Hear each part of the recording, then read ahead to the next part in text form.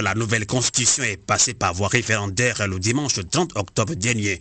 Avec un taux de participation de 42,42%, cette constitution créant ainsi la Troisième République a été votée à 93,42% des suffrages exprimés. L'opposition ivoirienne, quant à elle, avait appelé à un boycott de ce référendum et qualifié de chiffres truqués les résultats proclamés par la CEI, Commission électorale indépendante. Le Conseil constitutionnel va-t-il valider ces résultats? Ce référendum reflète-t-il vraiment la réalité politique en Côte d'Ivoire? Quelles peuvent être les conséquences directes sur la démocratie en Côte d'Ivoire et celle des pays de la sous-région ouest africaine? Nous en parlons tout de suite au studio avec notre invitée Nakouti Luye, présidente de l'association Imonka, activiste ivoirienne. Elle est au studio de Radio Canal K. Nakouti Luye, bonsoir. Bonsoir, M. Amos. Eh bien avant de répondre aux questions de la rédaction de Fenêtre sur l'Afrique, nous accueillons tout de suite en ligne en direct depuis Abidjan un activiste justement Désiré Nekpeli qui est au cœur même de la manifestation et les Ivoiriens manifestent contre ce référendum que l'opposition avait appelé à un boycott. Désiré Nekpeli, bonsoir depuis Abidjan. Bonsoir, monsieur. Alors comment les Ivoiriens ont accueilli l'adoption de la nouvelle constitution? Bon, nous en Côte d'Ivoire, il y a de nouvelles constitutions. Ouattara s'est entêté à organiser son référendum. Aucun Ivoirien ne se sent concerné par cette constitution-là. Bon, par ce test. Parce que l'opposition unie au sein du Front du Refus et de la coalition du non a appelé au boycott, simplement parce que Ouattara a décidé de manière unilatérale de doter de la Côte d'Ivoire d'un nouveau test constitutionnel.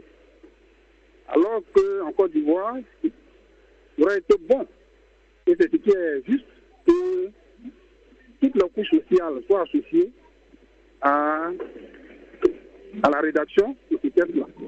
Donc l'opposition a appelé au boycott. D'abord, simplement pour dire à Ouattara de renoncer au test, mais il s'est entêté à organiser son référendum. Nous, en tout cas, militants du Front du Refus et la coalition du non, disons qu'il n'y a pas eu de référendum en Côte d'Ivoire. Parce que seulement, et en réalité, 4% d'Ivoiriens ont participé à ce référendum-là. 4% des électeurs. Voilà. Est-ce que dans un pays où il y a plus de 20 millions d'habitants, plus de 6 millions d'inscrits, quand 4% participent à un soi-disant référendum, est-ce qu'on peut dire qu'il y a une nouvelle constitution? Nous disons non. Aujourd'hui, donc, nous nous retrouvons à la place Figaro, à l'appel de nos leaders, pour dire simplement à Ouattara que le peuple lui a dit non. Donc il faut qu'il accepte de partir. Ou bien il retire son test et les Ivoiriens s'asseyent pour se doter d'une nouvelle constitution, si tant est qu'on a besoin d'une nouvelle constitution. Parce que nous estimons que la Côte d'Ivoire aujourd'hui n'a pas besoin d'une nouvelle constitution. Les Ivoiriens ont besoin de manger, les Ivoiriens ont besoin de se vêtir, les Ivoiriens ont besoin d'aller à l'école, ce qui est difficile. Ils ont besoin de se soigner, ce qui est difficile sous Ouattara.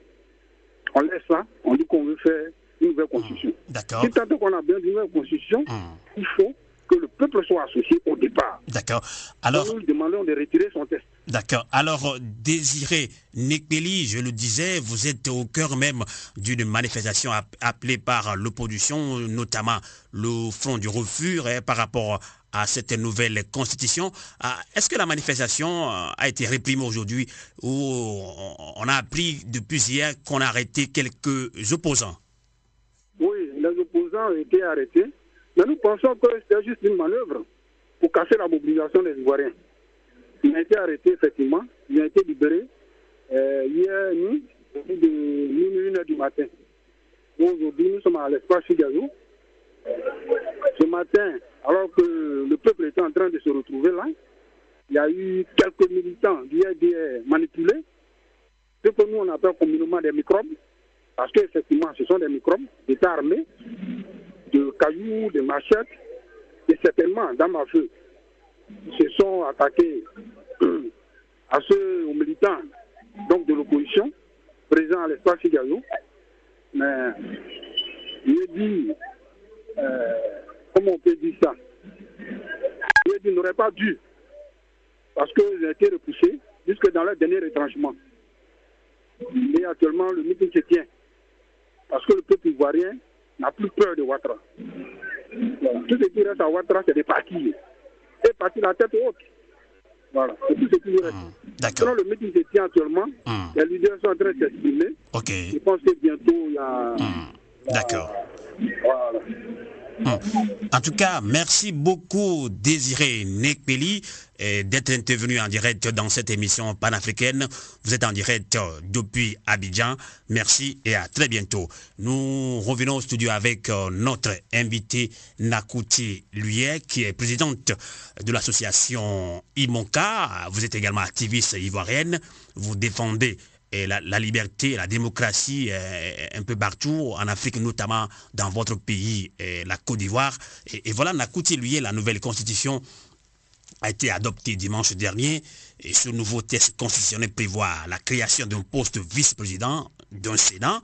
Le texte rend également l'école obligatoire pour tous et assouplit les règles d'éligibilité d'un candidat à la présidentielle. Alors d'abord, Nakouti Luyé, quelle est votre réaction sur ce référendum que l'opposition qualifie de mascarade électorale? Bonsoir Amos, merci encore de l'opportunité que vous me donnez sur votre plateau de défendre les valeurs du panafricanisme et peut-être à travers ma voix parler de la problématique ivoirienne.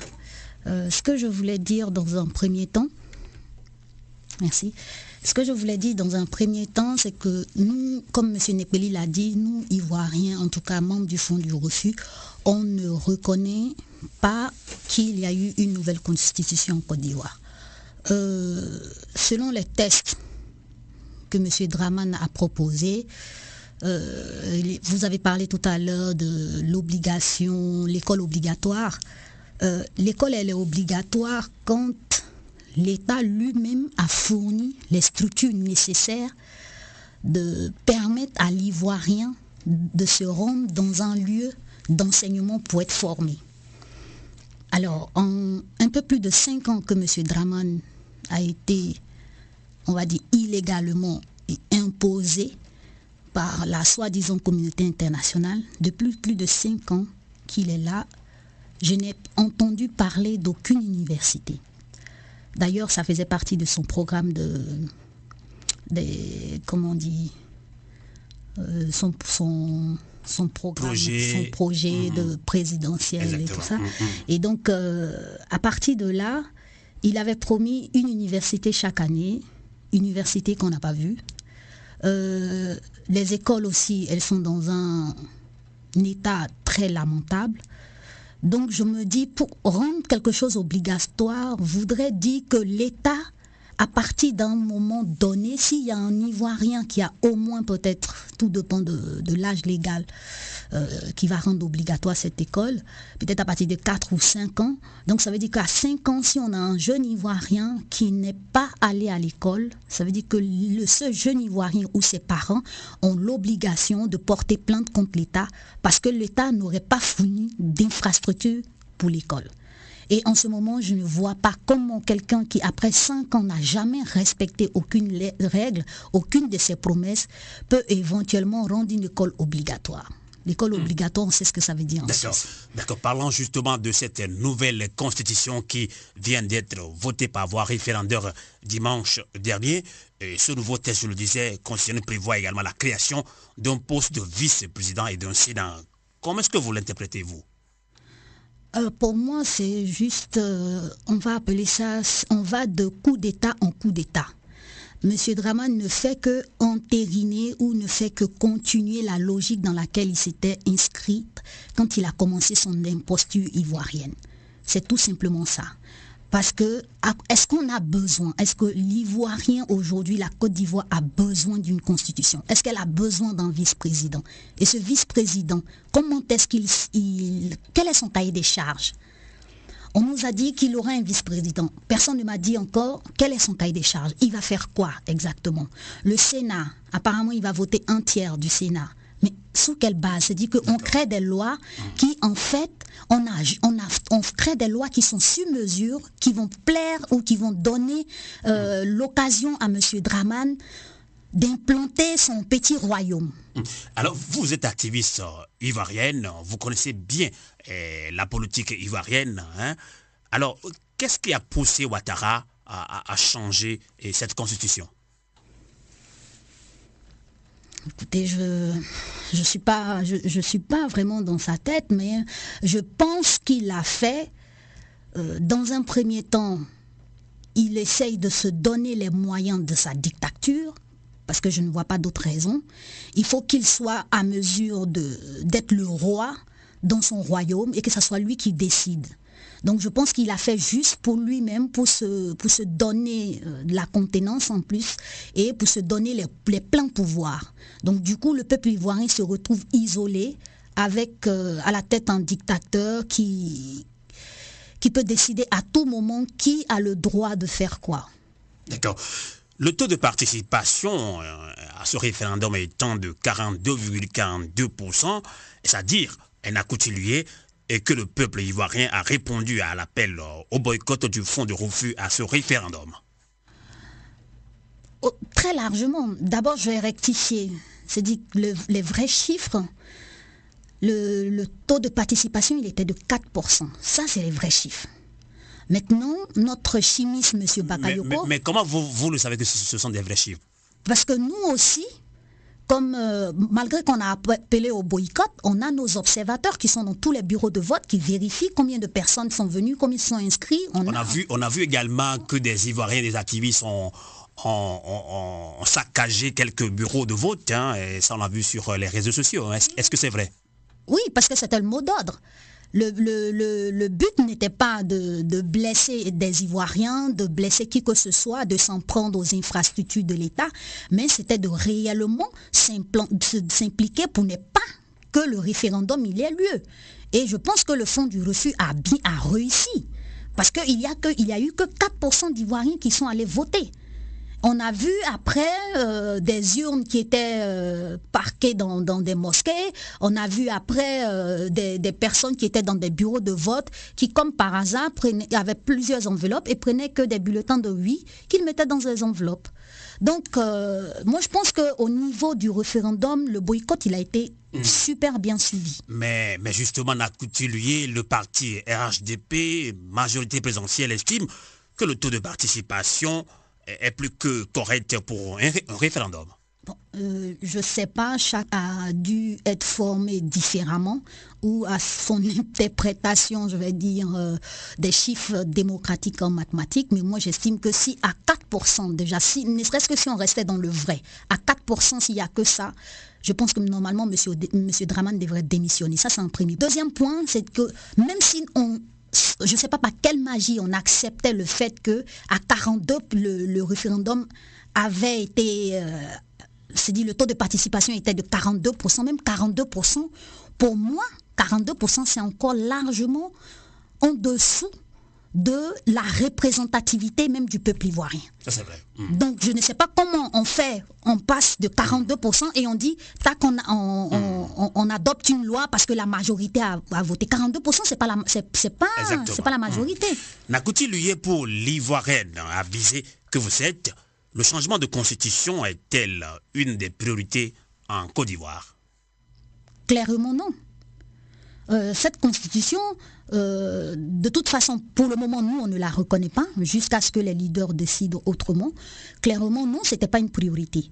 La constitution n'était pas une priorité. La priorité, c'était d'abord la santé, d'abord l'éducation, d'abord la cherté de la vie, la réconciliation, les prisonniers politiques. Mais ça ne nous gênait pas. C'est-à-dire que si M. Dramane était dans une logique vraiment de travailler pour les Ivoiriens, il n'aurait pas dû faire ce référendum. C'est un point qu'il fallait souligner. Et il y a un point que je voulais souligner avec vous, c'est que même quand on prend les 42%, on peut dire, avec ce qui s'est passé, avec ce qu'on a vu, que même les militants de Dramane du RHDP ont boudé son référendum. Je pense qu'il s'est pris une des plus grandes raclées en termes politiques et il serait sage pour lui de comprendre l'information qui vient d'être envoyée par ces militants du RHDP. C'est parce que le RHDP, je pense que tous ceux qui étaient, qui avaient dans le temps, quand nous on était en train de dénoncer. Donc vous voulez dire l'Ivoirien, quel que soit son bord politique, comprend que le changement de constitution n'est pas quand même bien pour la Côte d'Ivoire. On comprend que Ouattara est une imposture. C'est ça la réalité. C'est-à-dire ce que les gens du RHDP ont compris, et moi c'est mon analyse au travers de ce référendum, c'est que le RHDP réalise que M. Dramane Ouattara est une imposture. Et ils n'en veulent plus eux-mêmes. Ils n'en veulent plus. D'accord. Justement, parlons toujours de ce référendum et où la nouvelle constitution a été adoptée dimanche dernier en Côte d'Ivoire.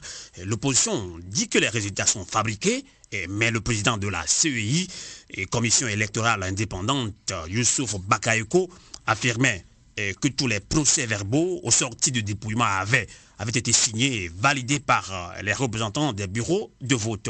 Et comment vous voyez la situation, Nakouti Luye?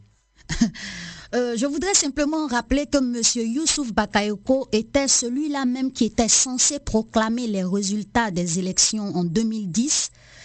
Comme le président Laurent Gbagbo a gagné les élections, c'était celui-là même qui avait l'obligation démocratique, qui avait l'organe en main, l'outil démocratique, de proclamer des résultats dans un lieu désigné par la CEI. Mais M. Youssouf Bakayoko, comme par miracle, n'a pas proclamé ses résultats dans ce lieu désigné, mais est allé le faire au Golf Hotel, qui était à l'époque le QG du RHDP. Donc pour moi aujourd'hui, M. Youssouf Bakayoko n'est que dans la logique de son mensonge et du vol de la démocratique. Donc pour vous, les élections n'ont pas de sens en Côte d'Ivoire? Ça n'a pas de sens parce qu'on ne respecte pas le vote des Ivoiriens. Monsieur Amos, on n'est pas en train de respecter le vote des Ivoiriens. On est en train de voler, de spolier les Ivoiriens. On est en train de les dépouiller de toute leur substance. On est en train de les désarmer de leur souveraineté. Vous pensez que c'est un coup de force électoral qui vient encore de se passer au Togo, en Côte d'Ivoire, je voudrais dire? Je pense que c'est un coup d'État.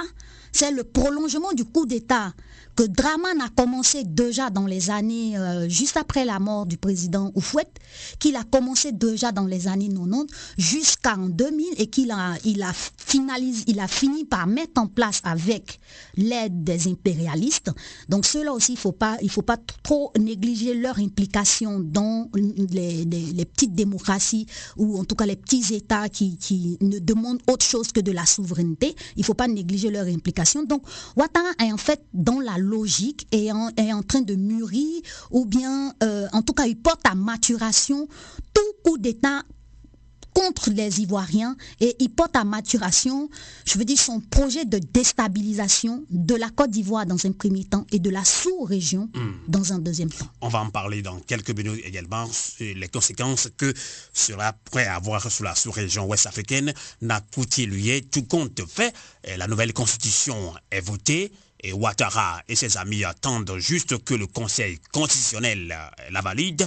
Mais est-ce que cette nouvelle constitution peut avoir une conséquence sur la démocratie en Côte d'Ivoire? Elle a que des inconvénients. Et je ne trouve pas dans ces tests, je ne trouve pas d'avantage. Pourquoi je dis que je ne trouve pas d'avantage? Parce que les tests précédents avaient déjà leurs avantages. Cette constitution est vraiment un frein à l'identité de l'Ivoirien. Elle freine l'identité de l'Ivoirien. Et j'entends par identité de l'Ivoirien, la Côte d'Ivoire appartient aux Ivoiriens d'abord avant d'appartenir à qui que ce soit. C'est que les Ivoiriens devaient défendre leur souveraineté. Avec cette nouvelle constitution, nos parents planteurs qui seront au village vont se retrouver à avoir des terres les terres ne seront plus les leurs. Ils seront complètement dépossédés. Il y a tellement d'ambiguïté, tellement de choses pas claires, mais tellement de vols qui utilisent un vocabulaire X ou Y un peu masqué, déguisé, qui donne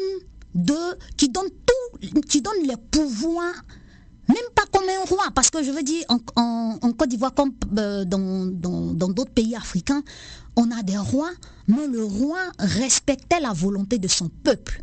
Un roi africain, en général, c'est quelqu'un qui respecte la volonté de son peuple, qui fait en sorte qu'il y ait la cohésion sociale. Avec ce test, si comment on appelle cet organe, prêtez-moi le nom, Conseil constitutionnel, voilà.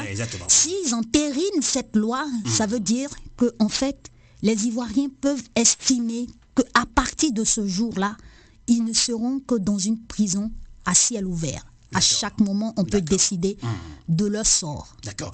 Vous intervenez dans une émission panafricaine, Nakutulier. Merci quand même d'être au studio. Vous avez fait le déplacement depuis le Valais, Haro, presque 2h30. Merci quand même pour votre engagement politique pour la liberté en Côte d'Ivoire, pour la liberté en Afrique, un peu partout. Et l'ancien président Laurent Gbagbo, depuis la CPI, lançait également un boycott à ce référendum. Est-ce que la situation remet-elle en cause la question de réconciliation en Côte d'Ivoire? Sur le problème, bon, normalement pour moi, si on veut voir la chose comme si les choses sont en train de se dérouler maintenant, effectivement, on ne peut même plus parler de réconciliation en Côte d'Ivoire. Parce que c'est très clair. Mais si j'ai bien interprété le chiffre de 4%... Donc Ouattara l'a prouvé par cet acte qui vient de poser par le changement de la Constitution. Oui, c'est clair. Mais il n'a jamais voulu réconcilier qui que ce soit, Ouattara.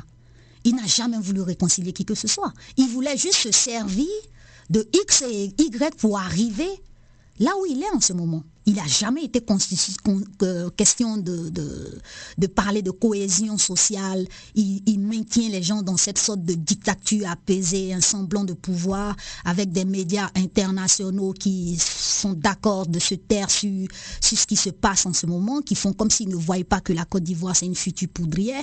Mais bon, n'engage que c'est à nous maintenant, Africains, de prendre notre destin en main, de dire maintenant ça suffit. Voilà. On a l'obligation, tout Africain a l'obligation et a le devoir de se battre pour les libertés africaines. Et c'est ça qui est important. Et Nakutulier, au Burundi, malgré les injonctions de la communauté internationale, Pierre Nkurunziza s'est imposé au peuple burundais. En République démocratique du Congo, Joseph Kabila n'est pas prêt à lâcher le pouvoir. Et alors que son mandat présidentiel prend fin en décembre prochain, il vient de bénéficier d'un prolongement de 18 mois suite à un accord politique rejeté par quelques partis politiques ainsi que la société civile. Et au Togo, par exemple, Faure Gnassingbé hésite à faire les réformes politiques que réclame le peuple togolais depuis quelques années. Et Nakutulier, finalement, cela se voit que les peuples africains sont livrés à eux-mêmes et la communauté internationale devient de plus en plus floue dans ses réactions. Nakutulier. Comme je disais tantôt, je pense que ce qui est important pour les Africains, c'est de réaliser qu'ils ne peuvent que se libérer par eux-mêmes. Il faut éviter toute forme de demande d'un quelconque protectorat. Parce qu'on l'a vu ce que ça donnait avec les Samori Touré, dans l'histoire, on a vu ce que ça donnait. Mais les Africains manifestent cet après-midi, encore en Côte d'Ivoire, on vient d'avoir tout de suite en direct depuis Abidjan, déjà une Nekpeli qui disait qu'ils sont en pleine manifestation. Mais des fois, c'est la répression sanglante qui fait que les peuples africains ont peur de mourir au combat. Je pense aussi avoir retenu que M. Nekpeli a dit que les Ivoiriens n'ont plus peur. Ça veut dire que les Togolais, eux aussi, ils ont la possibilité de ne plus avoir peur. Les Congolais, pareil. Les Burundais, pareil. Ça veut dire qu'on a eu certaines stratégies. On a vu les conséquences ou bien les armes qui ont été utilisées en fonction de ce qu'on mettait en place pour pouvoir apporter ou bien pour pouvoir obtenir les démocraties. Si on ne les a pas eues, ce qui est plus important, c'est de faire le bilan. Pourquoi avons-nous échoué ? Et puis repenser la stratégie. Moi, c'est ce que je peux dire. Donc, on ne parlera jamais de résignation. Jamais. Tant que nous sommes en vie, jamais. Il ne faut jamais parler de résignation.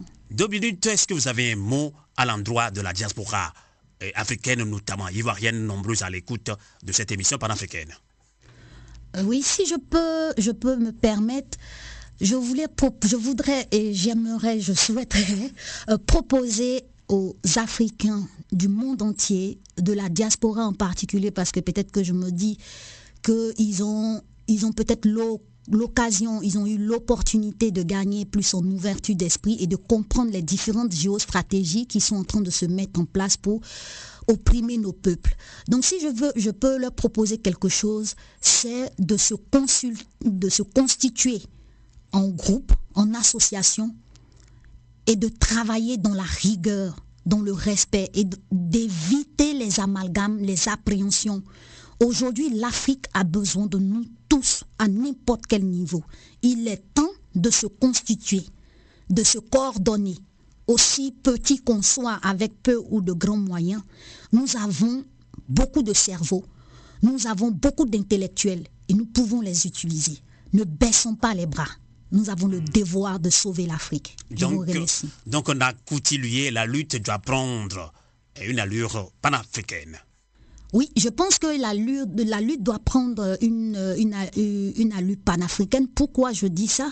Parce qu'aujourd'hui, nous sommes en plein dans la mondialisation et la mondialisation fait qu'on ne peut pas épargner les pays africains. Aujourd'hui, quand l'impérialiste est en train de penser l'Afrique, il ne pense pas que la Côte d'Ivoire.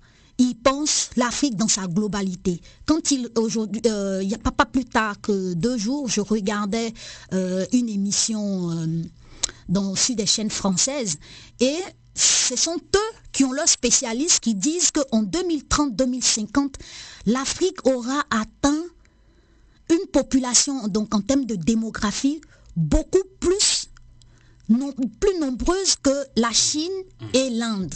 Ça veut dire quoi? Que le préjudice inculqué qu'on a récupéré de l'esclavage, c'est-à-dire le préjudice en termes d'immigration, même pas c'est la traite, donc nos hommes, nos vaillants combats qu'on a laissé partir où on s'est battu mais on n'a pas pu les garder dans les bateaux, ce préjudice-là sera récupéré. Ça veut dire qu'on va avoir, nous, Africains, la main-d'œuvre qu'il faut. Et si nous sommes rigoureux, si nous sommes respectueux, et nous avons un peu de discipline, on peut faire de ce continent un grand continent. C'est clair. Voilà. En tout cas, Nakouti Luye, merci d'être au studio de Radio Canal K. Je le disais, j'avais mis presque 2h30 pour venir ici à Ro. En tout cas, ça touche la rédaction de Phénomène de l'Afrique. Je le disais, vous êtes présidente de l'association IMONCA. Vous êtes activiste ivoirienne. Merci et bonsoir. Merci Amos, bonsoir chez vous.